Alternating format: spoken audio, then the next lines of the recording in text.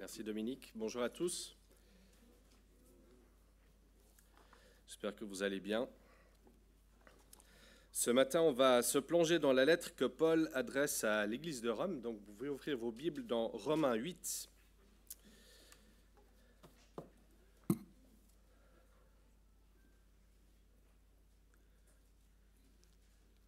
Vous pouvez aussi éteindre vos téléphones ou les mettre sous mode avion, parce que le Seigneur ne va pas vous contacter par ce moyen-là. En tout cas, il ne l'a jamais fait. Donc, Romains 8, 18 à 39. Le texte va aussi être affiché là, peut-être pas très grand pour ceux qui n'auraient pas de Bible.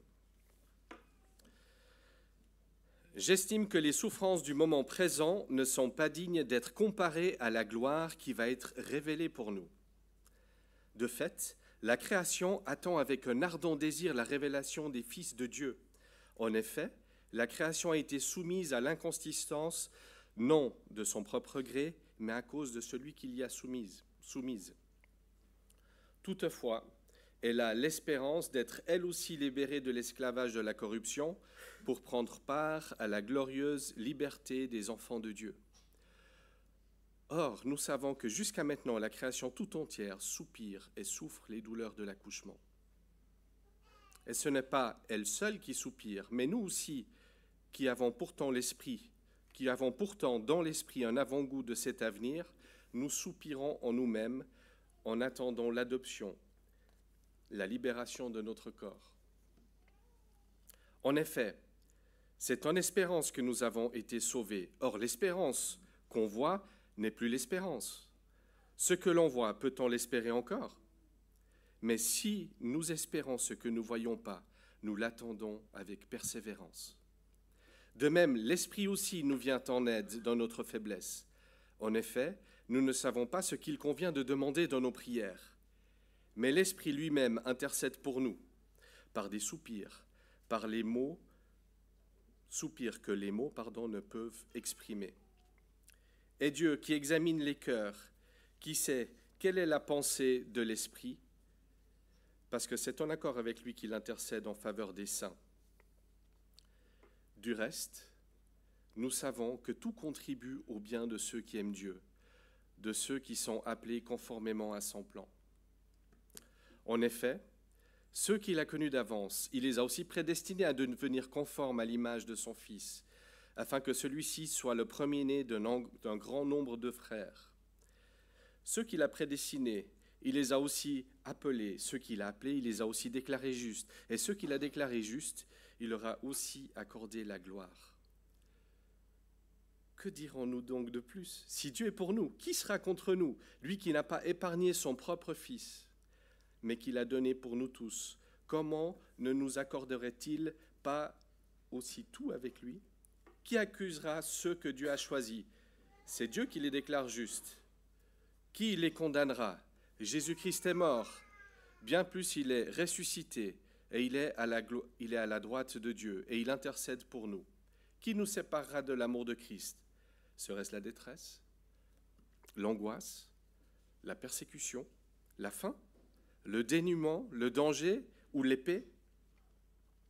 De fait, il est écrit, c'est à cause de toi qu'on nous met à mort à longueur de journée, qu'on nous considère comme des brebis destinées à la boucherie.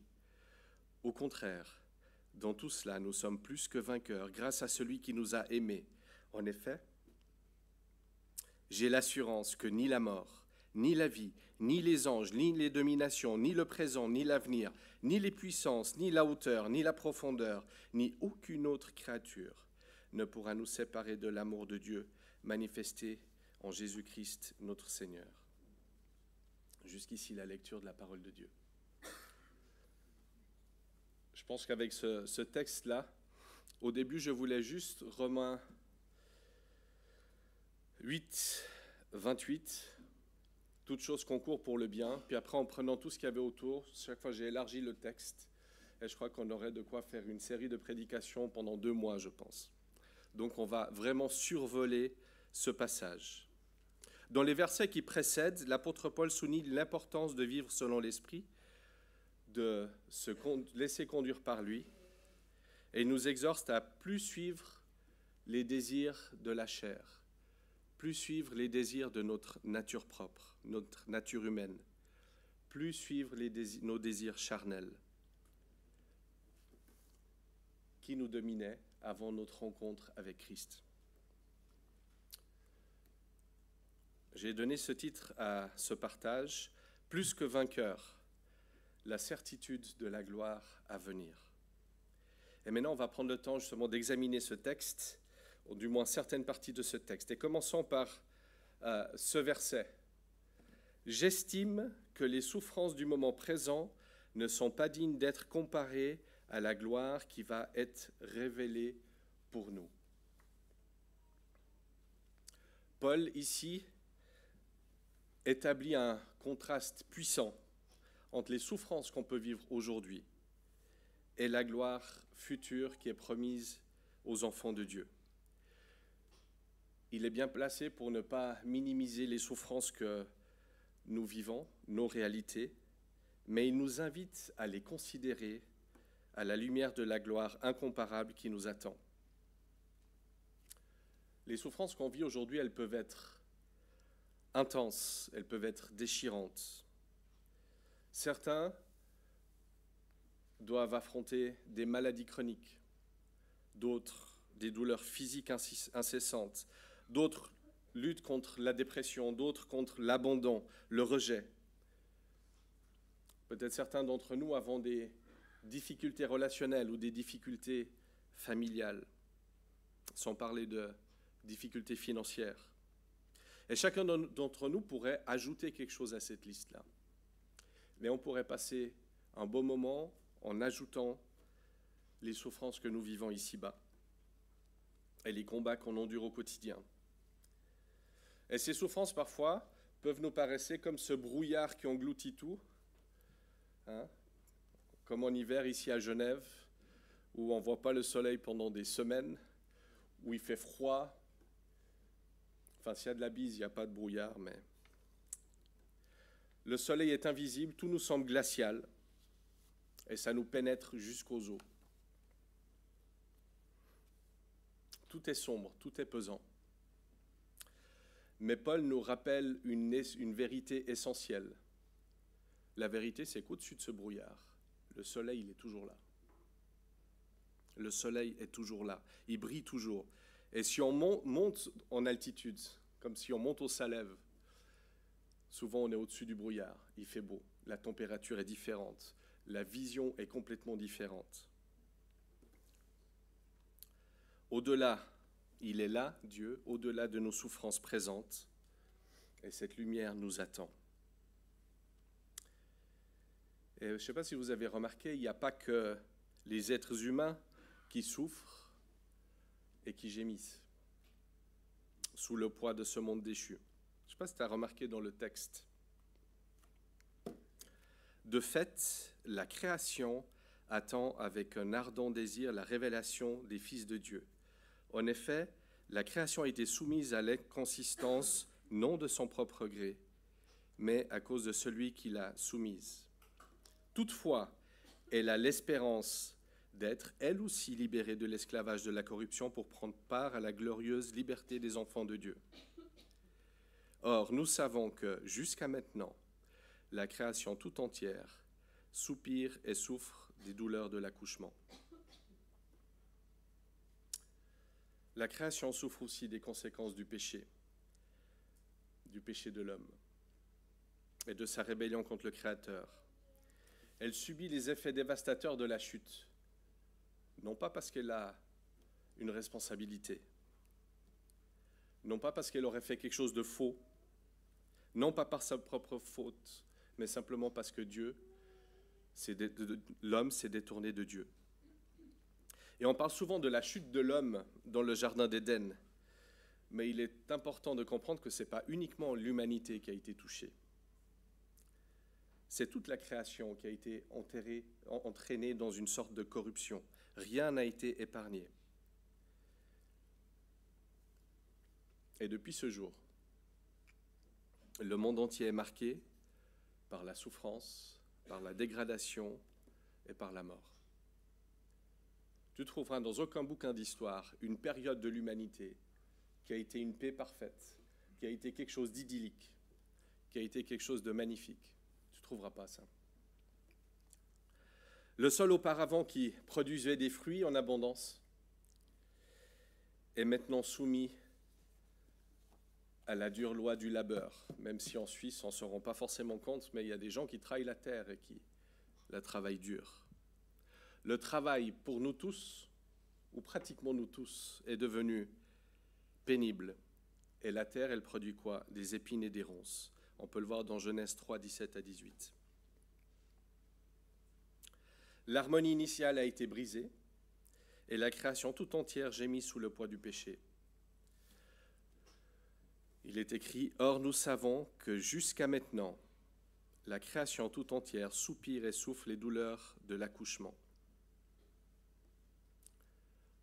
Des douleurs profondes, des douleurs intenses. Et plus que ces douleurs, on voit qu'elles se dégradent, qu'elles se détériorent, aussi à cause de nous, mais surtout à cause de la chute. Et nos erreurs sont la conséquence de la chute.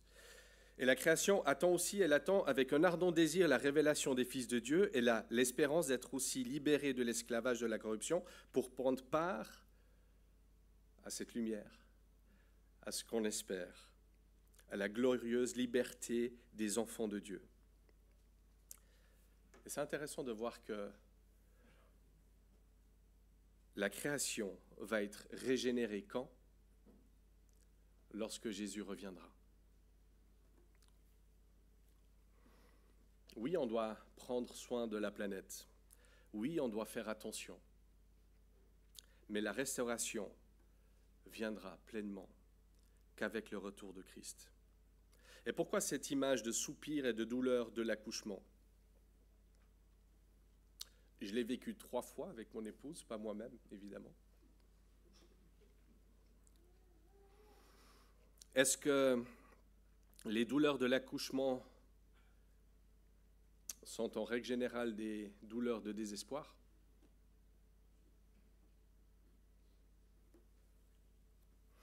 Ce sont peut-être plutôt des soupirs ou des douleurs d'espérance.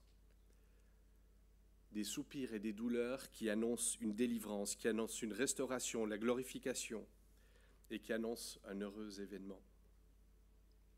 Et ce n'est pas uniquement la nature aussi, également la nature qui soupire, l'Église aussi soupire. Et nous pouvons le voir à partir du verset suivant. Et ce n'est pas elle seule qui soupire, mais nous aussi, qui avons pourtant dans l'esprit un avant-goût de cet avenir. Nous soupirons en nous-mêmes en attendant l'adoption, la libération de notre corps. Et là, Paul parle de l'Église.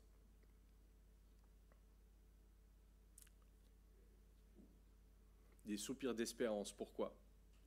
Pourquoi est-ce que nous devrions avoir des soupirs d'espérance? Qu'est-ce qui nous fait avoir cette espérance? Il y a plusieurs choses. Mais parce qu'en vivant la communion fraternelle, en nous rencontrant, en louant le Seigneur ensemble, nous avons déjà un avant-goût de ce qui nous attend au ciel. Un avant-goût bien imparfait, mais un avant-goût quand même de ce qui nous attend au ciel. On peut le vivre chaque dimanche matin ici, lors de nos soirées louanges, la prochaine, vendredi prochain, on vous attend tous là. La salle sera pleine. Aussi dans nos groupes de maison, en plus petits groupes, on a aussi un avant-goût du ciel, des partages que nous pouvons avoir. Aussi lors des réunions de prière, en entendant les prières des uns et les autres, on a aussi un avant-goût du ciel. Et aussi, le moment phare de notre Église dans l'année, c'est notre week-end d'Église à Isenflug, où nous avons 3 jours, un peu hors du temps, dans un endroit magnifique. Et je pense que le ciel ressemblera beaucoup à ça, sans qu'on doive travailler beaucoup à la cuisine, Lydie, Françoise, Christian, moi et d'autres, bien qu'on a beaucoup de plaisir à le faire. Mais imaginez, nous tous ici réunis, avec des corps parfaits, libérés de toute souffrance, libérés de toute contrainte, libérés de tout engagement, dans une harmonie parfaite, adorant ensemble le Seigneur pour l'éternité. Je voudrais tellement être là et ne penser à rien d'autre qu'à ça.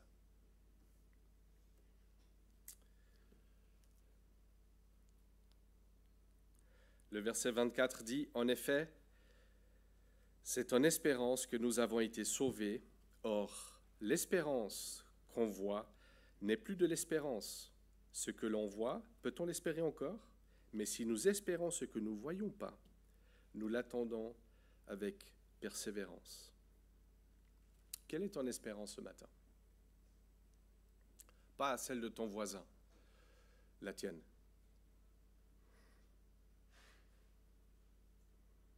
As-tu une espérance vivante qui te permet de vivre avec une certitude et de pouvoir attendre avec persévérance la gloire à venir? Ou est-ce que ta vie se résume à une succession de jours incertains, sans véritable direction, en attendant de voir ce qui va se passer?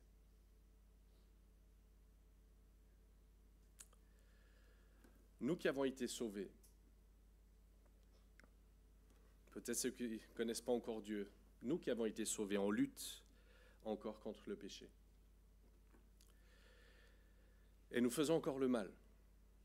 Et nos corps aussi s'affaiblissent, on voit nos corps qui se détruisent aussi, avec l'âge et pas seulement. Et on reste imparfait, et plus ça va, j'ai l'impression parfois plus on est imparfait, en tout cas dans notre corps. Je parle pour moi, pour autant que j'ai déjà été parfait.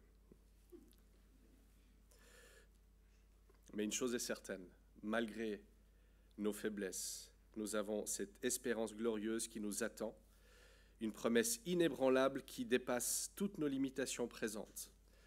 Et c'était le premier point de ce message.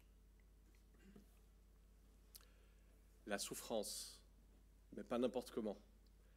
La souffrance dans l'espérance. Et on continue dans notre texte. Verset 26. De même, l'Esprit aussi nous vient en aide dans notre faiblesse. En effet, nous ne savons pas ce qu'il convient de demander dans nos prières. Mais l'Esprit lui-même intercède pour nous par des soupirs que les mots ne peuvent exprimer. Et Dieu qui examine les cœurs sait quelle est la pensée de l'Esprit, parce que c'est en accord avec lui qu'il intercède en faveur des saints. Et on va parler maintenant de l'importance de la prière.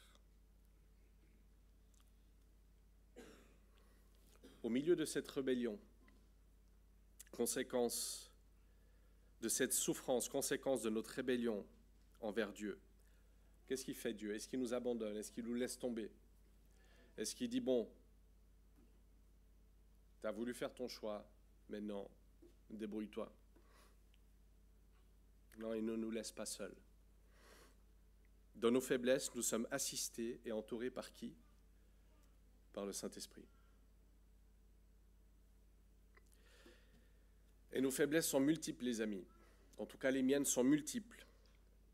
Et parfois, nos faiblesses peuvent être tellement énormes qu'on ne sait même plus que faire.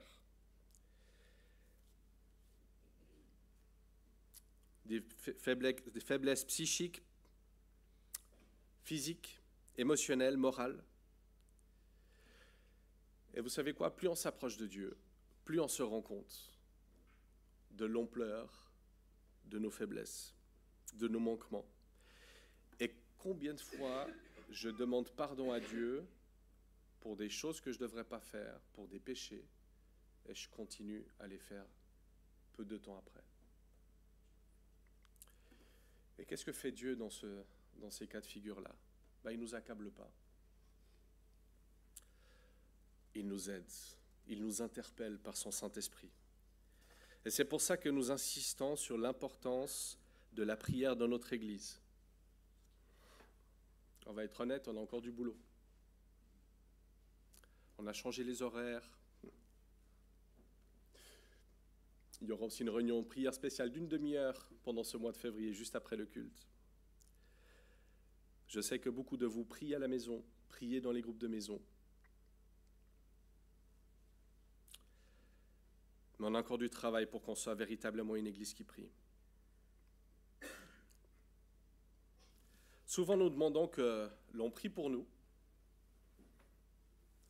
C'est rare que quelqu'un vienne vers moi et me dise « Je voudrais vraiment que tu pries pour remercier le Seigneur de ce qu'il a fait dans ma vie. » C'est plutôt « Est-ce que tu peux prier pour moi parce qu'il m'arrive ceci ou cela ?» Je fais partie de ces personnes-là aussi.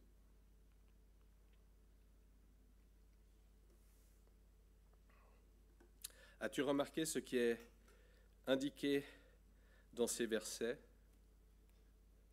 Mais l'Esprit lui-même intercède pour nous par des soupirs que les mots ne peuvent exprimer.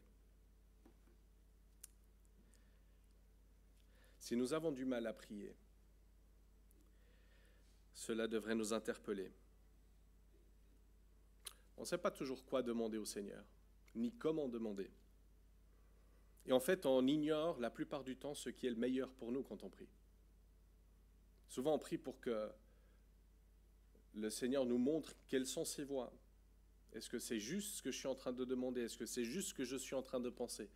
De manière personnelle et aussi en tant qu'Église.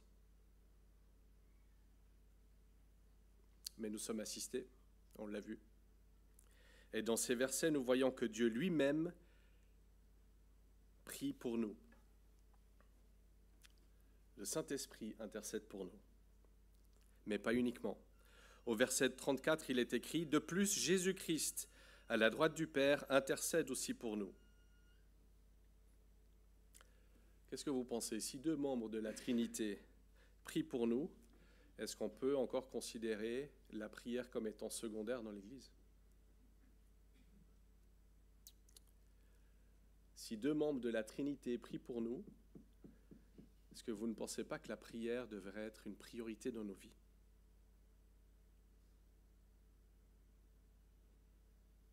Jésus-Christ lui-même, à la droite du Père, intercède pour nous. La prière, c'est la respiration du disciple. La prière, c'est aussi le poumon de l'Église, un poumon qui se remplit de la présence de Dieu lorsque nous prions. Il ne faut pas que je néglige la prière dans mon quotidien. Et je ne dois pas non plus personnellement sous-estimer la prière communautaire. On verra de grandes choses dans cette église. Vous savez quand? Quand cette salle sera aussi pleine à la réunion de prière que le dimanche matin. Lorsque ça deviendra une priorité pour la majorité d'entre nous, lorsqu'on en fera une priorité dans nos agendas, pour vivre pleinement une prière personnelle et une prière communautaire. Il n'y a pas d'accusation. Beaucoup d'entre nous habitons loin. Pour beaucoup d'entre nous, c'est juste impossible d'être là. Mais on devrait être plus que 20% de l'Église. Et maintenant, on arrive à ce verset qui, au début, je voulais faire la prédication sur ce verset. Enfin, voilà, le Seigneur m'a mis dans mon cœur, ça me travaillait de parler de ce verset. Du reste, nous savons que tout contribue au bien de ceux qui aiment Dieu, de ceux qui sont appelés conformément à son plan. En effet, ceux qu'il a connus d'avance, il les a aussi prédestinés à devenir conformes à l'image de son Fils, afin que celui-ci soit le premier-né d'un grand nombre de frères. Ceux qu'il a prédestinés, il les a aussi appelés. Ceux qu'il a appelés, il les a aussi déclarés justes. Et ceux qu'il a déclarés justes, il leur a aussi accordé la gloire. Le troisième point, tout concourt pour le bien de tout le monde, de ceux qui aiment Dieu. Certains vont même jusqu'à graver cette référence de Romains 8, 28 dans leur alliance. C'est ce que Sarah et moi avons fait il y a un peu plus de 20 ans. Je peux vous dire que quand on a demandé cela, je n'avais pas compris vraiment ce verset. Je pense que j'en aurais choisi un autre. C'est un peu le verset fourre-tout. Hein? Tout concourt pour le bien, ça va être génial. Tout ce qui arrive, c'est top.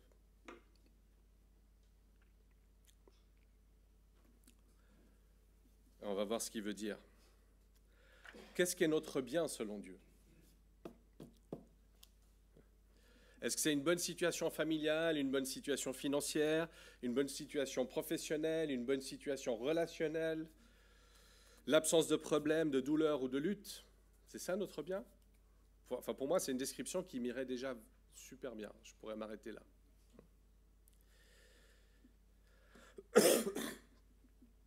Mais la réponse, en fait, elle est au verset suivant. En effet, ceux qu'il a connus d'avance, il les a aussi prédestinés à devenir, à cette autre chose, conformes à l'image de son Fils.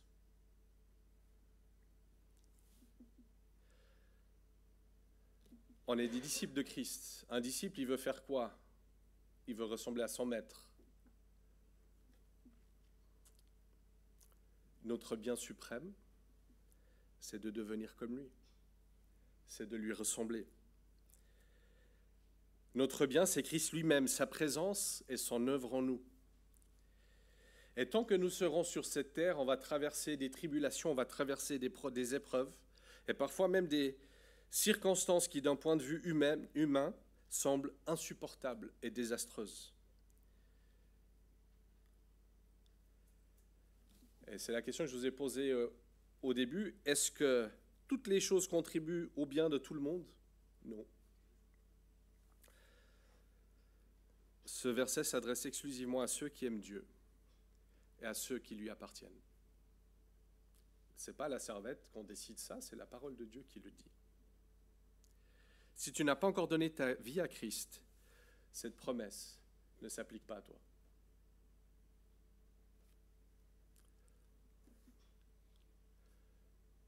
Comment vivre avec les souffrances? Comment vivre avec les épreuves? Comment considérer cela comme un bien? On va aussi le voir.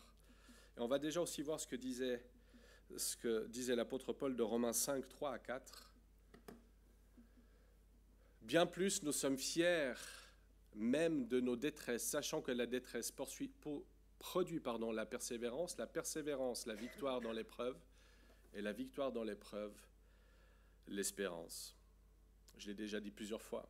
Si tu penses que la vie chrétienne, c'est un long fleuve tranquille, que tu vas trouver la zénitude et puis que tout va aller bien, ah bah, c'est pas le cas. C'est pas le cas. Et d'ailleurs, dans ce verset-là, ce n'est pas le texte principal de ce matin, mais il parle de cette épreuve, on la voit plusieurs fois. Et qu'est-ce que voulait dire cette épreuve? Dans le grec, c'était une course. La vie chrétienne est une course. Ce n'est pas quelque chose qui s'arrête. Et parfois, ça va encore plus loin. Ça veut aussi dire agone. Agone, d'où vient aussi agonie. Mais qui venait surtout de ces stades où les athlètes s'entraînaient pour les courses. Agone. Un lieu de souffrance, un lieu de transpiration. Ce lieu où tu es sous la brume, dans le brouillard, il fait froid. Et tu la piles, t'es vraiment pas bien. Et puis il faut y aller, mais tu sais que au-dessus et après, il y aura une gloire éternelle.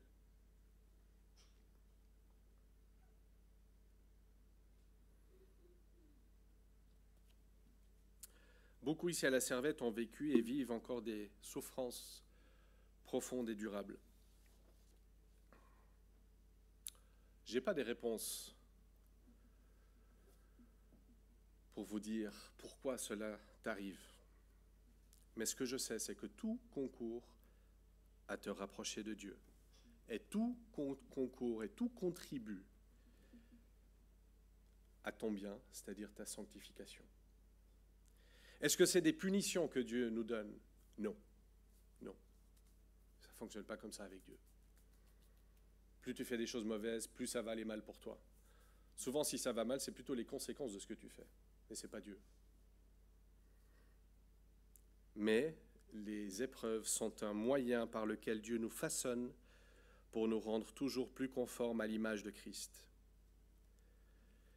Et les souffrances ne sont pas là pour nous enfermer dans une espèce d'apitoiement perpétuel où nous voyons que nos souffrances et que nos problèmes.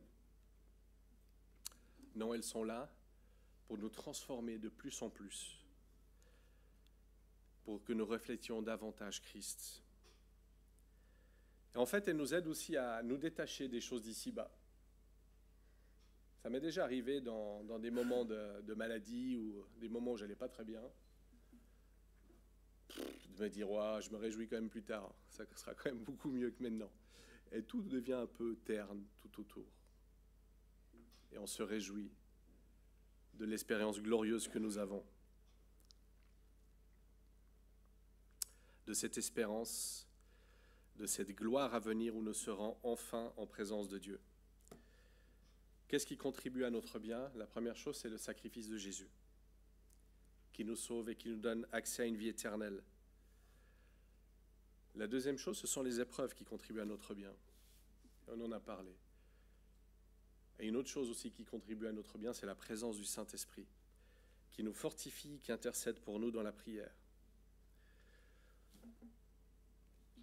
Souvent en plein combat, ou en plein doute, ou en pleine souffrance, notre première prière, c'est quoi? Seigneur, éloigne cette souffrance de moi. Seigneur, enlève ce problème. Seigneur, aide-moi dans cette circonstance. Et quand on dit cet aide-moi, c'est plutôt pour... pas pour moi. Et parfois, ma prière devrait être, Seigneur, aide-moi à supporter et à sortir grandi. Jésus lui-même a connu la souffrance au jardin de Gethsémane. Qu'est-ce qu'il a dit au Père? Père, que cette coupe s'éloigne de moi, mais que ta volonté soit faite et non la mienne. Et lui, contrairement à nous, savait exactement par quoi il allait passer. Savait exactement ce qu'il allait endurer.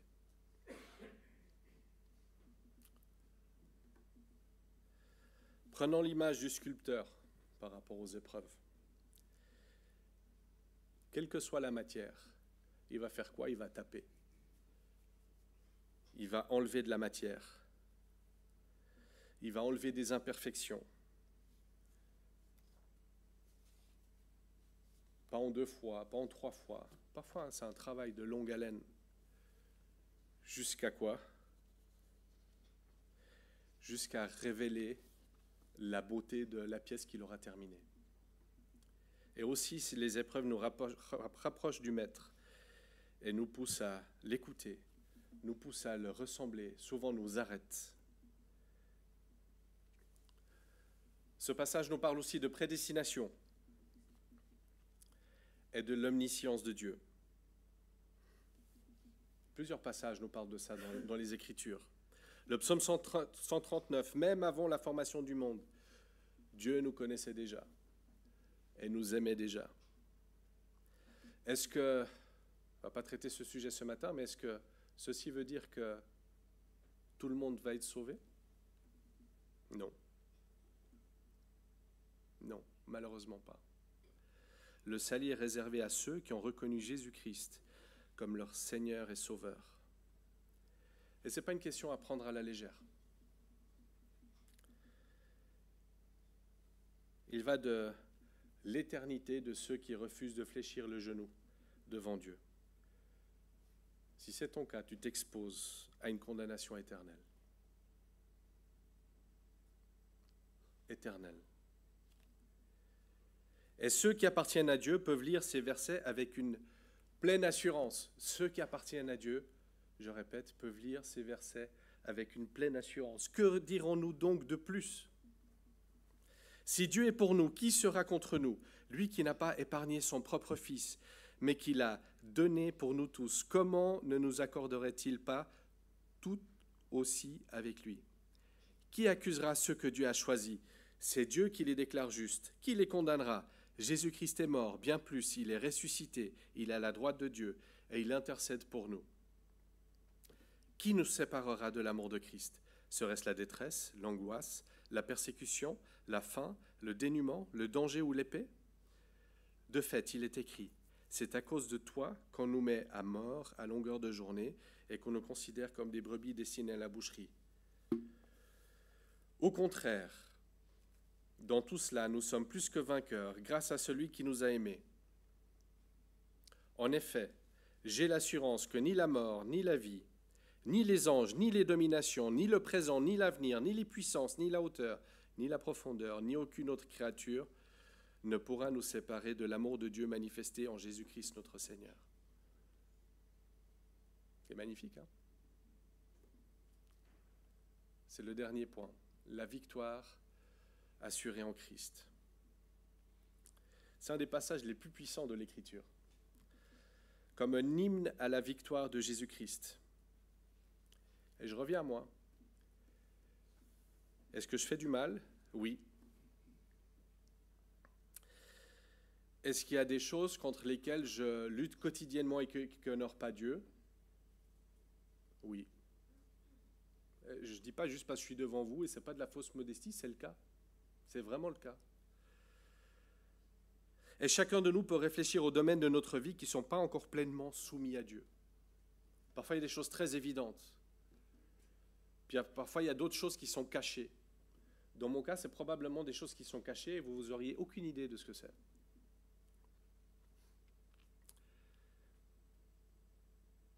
Nous avons des combats, des chutes, des luttes intérieures, et pourtant, tout cela ne nous éloigne pas et ne nous sépare pas de l'amour de Christ. La version Semeur est encore plus précise pour ceux qui n'auraient pas compris l'idée de cette description tellement énorme. Cette version-là dit « Rien ne pourra nous arracher à l'amour que Dieu a témoigné en Jésus-Christ notre Seigneur. » Est-ce que quelque chose peut nous séparer de l'amour de Christ? Rien. Peu importe ce que tu fais, ce que tu as fait, ou ce que tu feras, Dieu sera toujours là pour toi. Mais attention, attention. Ce passage ne dit pas que rien ne peut nous séparer de Dieu.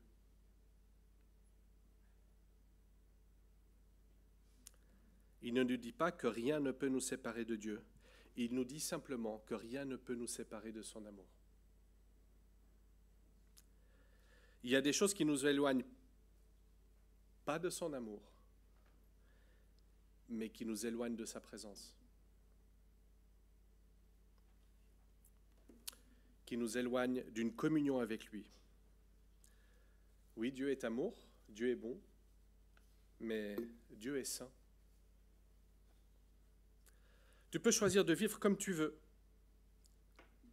Tu peux faire ce que tu veux. Tu peux décider de ce que tu veux. Dieu nous a laissé le libre arbitre. Mais sans sanctification, personne d'entre nous ne verra Dieu.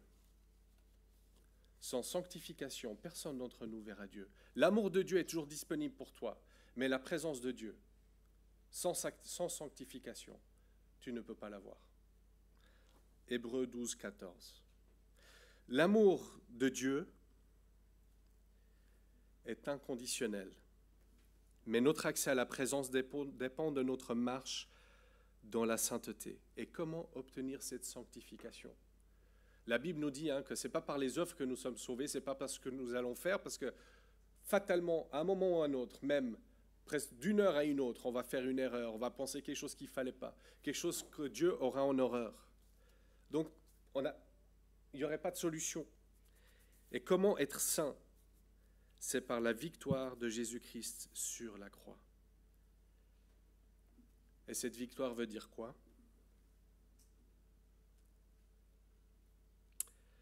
Que Jésus a accepté le salaire du péché, la conséquence du péché, c'est-à-dire la mort. Dieu, le Père, a offert son Fils en sacrifice sur la croix. Jésus a pris sur lui mon péché, ton péché, le péché de l'humanité. Et c'est en lui que nous trouvons le pardon, la sanctification et la victoire. Après, c'est un fait historique. Jésus est trahi, est condamné, est cloué sur le bois de la croix. Il est mis au tombeau et le corps disparaît au bout de 3 jours. Pourquoi? Parce qu'il a vaincu la mort. Le tombeau est vide. On pourrait mettre au lieu de mettre « ici repose ». Ici était le corps du Messie pendant 3 jours. Et il est vivant. Il n'est plus là. Il est mort, il a souffert à notre place et il intercède pour nous. Mais il y a une vérité incontournable, comme je l'ai dit tout à l'heure. Personne n'échappera au jugement de Dieu. Un jour viendra où chacun de nous se tiendra devant Dieu. Et à ce moment-là, nos vies seront dévoilées.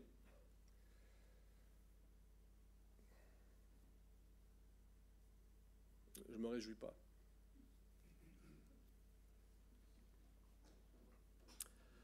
Chaque pensée, chaque action, chaque faute. Et à ce moment-là, au moment où notre condamnation sera prononcée, comme dans un tribunal, Jésus se lèvera et dira peut-être ceci. Ah, lui ou toi, ah non, je ne te connais pas. Je ne te connais pas. Ta sentence, elle est irrévocable. Tu es condamné pour l'éternité. Ça peut être ça, hein? Ou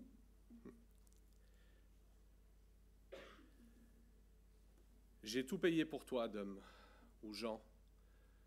J'ai tout payé pour toi, Mathieu ou Magali, ou j'ai tout payé pour toi, Christian ou Marcos ou Sophie. J'ai tout payé pour eux. La condamnation est là, mais je l'ai déjà prise.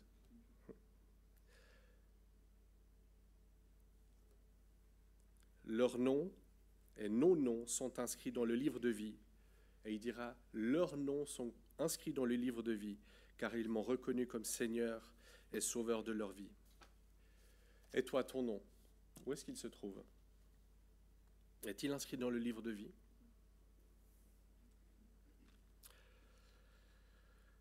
Ne laisse pas passer l'occasion de reconnaître Jésus comme Sauveur et Seigneur et Maître de ta vie.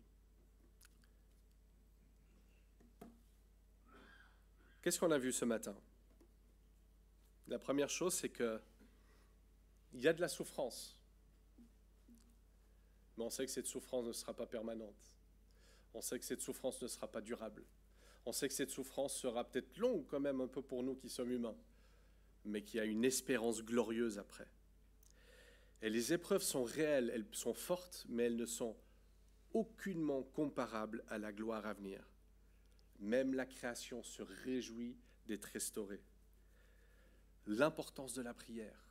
Soyons encouragés à prier ensemble, à prier les uns pour les autres. Et rappelons-nous que même quand nous ne savons pas quoi dire, pas quoi prier, l'Esprit Saint et Jésus-Christ intercèdent pour nous. La prière est vitale pour l'Église. Tout concourt pour le bien, non pas de tout le monde, mais de ceux qui ont choisi d'aimer Dieu. Et notre bien ultime, c'est quoi? Est-ce que c'est une vie facile? Non, c'est de devenir semblable à Christ. Et Dieu utilise les épreuves pour nous sanctifier. Et le dernier point, que rien ne peut nous séparer de l'amour de Dieu. Et en Christ, nous sommes plus que vainqueurs.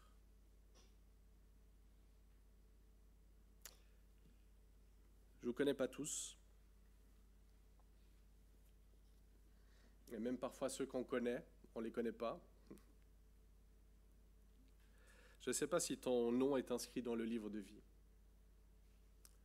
Je ne sais pas où tu en es avec Dieu. Mais si tu n'as pas encore cette assurance, aujourd'hui c'est encore un jour de salut pour toi. C'est encore un jour où tu peux faire le grand changement dans ta vie et t'approcher de Dieu. Et je vous propose un temps de silence avant de prier.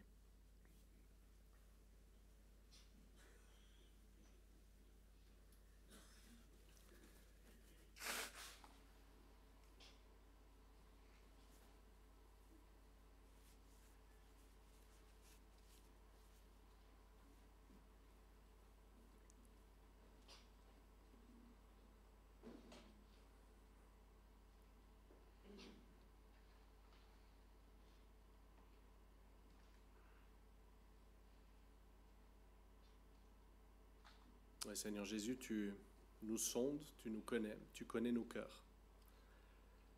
Tu connais parfaitement nos vies. Et je veux te remercier pour cet amour énorme que tu as pour chacun de nous sans exception. Merci pour qui tu es, pour ce Dieu rempli d'amour, de compassion, de pardon, et qui est là les bras ouverts et qui attend simplement qu'on s'approche. Tu attends simplement qu'on s'approche de toi.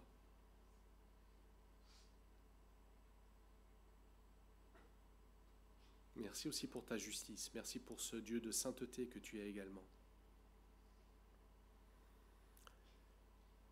Cette justice et cette sainteté qui nous est complètement inaccessible humainement. Mais par Jésus-Christ, on a pu l'acquérir, on a pu la recevoir. Elle nous a été offerte, cette justice, par le sacrifice de Jésus sur la croix. Merci pour ce que tu as fait pour nous.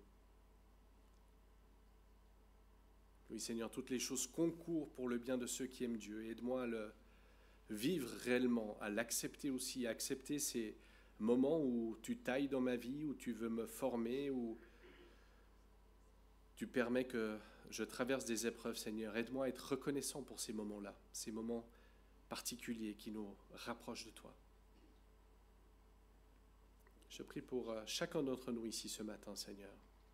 Renouvelle nos forces, renouvelle notre esprit, renouvelle aussi notre connaissance de toi. Et je te prie aussi de te révéler à ceux qui n'ont pas encore fait le pas de se tourner vers toi.